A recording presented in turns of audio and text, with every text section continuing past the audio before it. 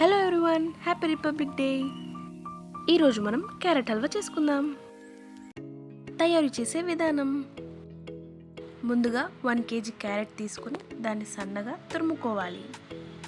ఇప్పుడు స్టవ్ పైన ఒక కడాయిని పెట్టి అందులో 2 స్పూన్స్ గీని వేయాలి.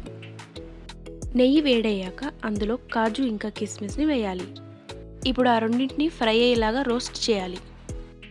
అవి రోస్ట్ అయ్యే వరకు ఫ్రై చేసి ఒక గిన్నెలో తీసి పెట్టాలి. ఇప్పుడు అదే కడాయిలో ముందుగా మనం తురుము పెట్టుకున్న క్యారెట్ని వేయాలి. నెయ్యి కలిసేలాగా క్యారెట్ తురుముని కలుపుకోవాలి. క్యారెట్ తురుము పచ్చివాసన పోయే వరకు కలుపుతూ ఉండాలి. ఇప్పుడు ఒక మూత పెట్టి 5 to 10 minutes వరకు ఉడికేలాగా కుక్ చేయాలి. నెయ్యిని అంతా పీల్చుకునేలాగా క్యారెట్ని ఫ్రై చేయాలి. ఇప్పుడు అందులో 1.5 కప్ మిల్క్ని వేయాలి. మిల్క్ ఇంకా క్యారెట్ తురుము రెండింటిని కలుపుకోవాలి.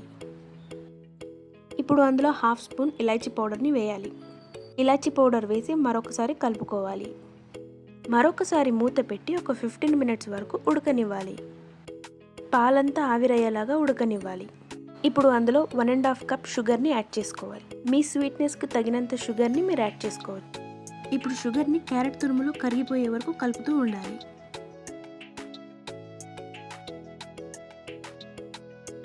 ఇప్పుడు షుగర్ వేసిన తర్వాత మూత పెట్టి మరో 5 minutes వరకు ఉడకనివ్వాలి. అప్పుడు క్యారెట్ హల్వా సాఫ్ట్గా తయారవుతుంది.